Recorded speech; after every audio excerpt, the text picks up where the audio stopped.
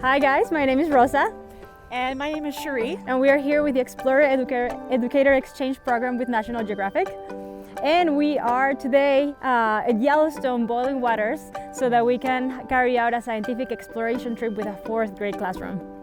So 4th grade class that I work with have been learning from Rosa since January, and they've been Zooming with Rosa, getting to know her work with extremophiles, replicating that in our own local river. But today we're going to surprise them. They don't know that Rosa is here in Yellowstone.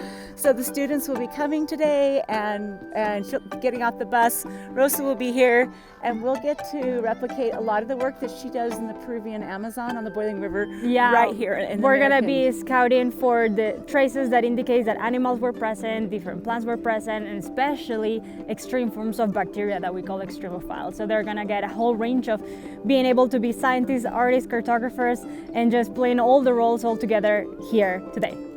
So we're so grateful to National Geographic for bringing us together and for helping us and inspire students. And also we have an amazing team here. I'm Ryan Sargent. I'm a chemistry professor at BYU, Idaho. I'm from here. I'm Joe Ash. I'm from Malaysia. I'm a chemistry student at BYU, Idaho. You guys? I'm Amanda. I'm from Minnesota and I'm a biochemistry student at BYU, Idaho.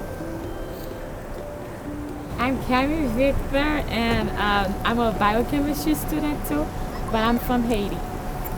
And this is my husband, Tyler, and he's definitely me. I'm with her. My favorite naturalist. Helping us with guiding the kids' experience, and then we also have an amazing production team right behind us with the cameras and the photos. So thank you everybody, and we're just excited to get started. Okay, I just want to introduce you to one of our special helpers today. This is Paige. And Paige was one of my 4th graders 8 years ago. And now today she is anxiously going off to college this fall to study Environmental studies.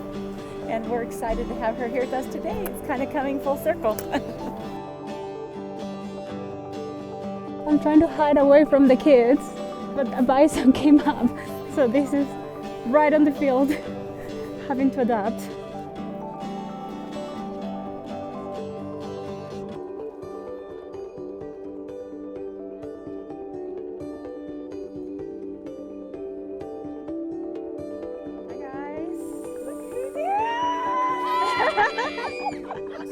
Yeah, I'm Rosa. Hi, everyone. Rosa Vasquez. I know. I just came up. I was hiding by the bison. You guys can hug me. It's fine. Yeah. So happy to see you. So good to meet you. Okay.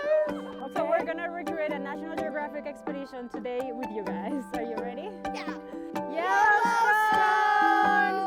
So whenever we look at nature, right now the obvious things we're looking at are the steam that is coming basically aggressively, right, from the hot water. And you can see the really beautiful blue colors that you have there. The water is basically crystalline. Now, do you think anything can survive here? Do you think life can survive in these hot temperatures? Yes, but these plants are so strong that they are fine staying there. So if you notice, they're only in certain spots though, and that actually tells us that they have adapted in a very unique area compared to other, like we don't see plants right around below us, for example, only there. And these plants usually have that ability to live at these hot temperatures because they have a special type of fungus living at their roots. So fungus and plants. The fungus help the plant live in the hot temperatures, and as an exchange, as a thank you, the plants give nutrients such as sugars to the fungus. So they need each other to live, otherwise they couldn't sustain these hot temperatures. So those orange are actually bacterial mats, which basically means it's a big bacterial community that has grown so much that we can see with our naked eyes. That means without a microscope. These orange-like bacteria are actually similar to carrots. You know why? Because they're producing some chemistry that looks like this orange color that helps protect from the bright sun. All the different colors you see here associated with different type of microbial life. Vegetation, very unique to a certain area. The color of the water is so hot that the water is basically quote-unquote pure, and you can see below, correct? Wow. like it, I got you guys. Here you can see almost the shapes are a bit more pronounced. Do you see that? Like the borders, right? What does that remind you of? But, yeah, like countries, like a map. I love that, yeah. It reminds you of a map. So to me, when I think of that, for example, yes, there's definitely different kinds of microorganisms, but there must be something else that helps the orange and white ones just live on that very specific shape area, like that area, versus the ones over here. Exactly. It could perhaps also be the different nutrients and minerals that are in the soil that are just fitting those that prefer to be on that spot versus the ones that are over here, right? So just many things to consider whenever we're looking around. And we know that the orange refers to the cyanobacteria, right? That it's, and the blue, exactly, the blue is the hot springs of the hot water.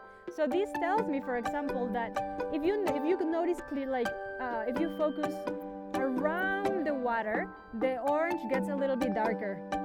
And then as you come away from the water, it gets a little bit brighter. Do you guys see that?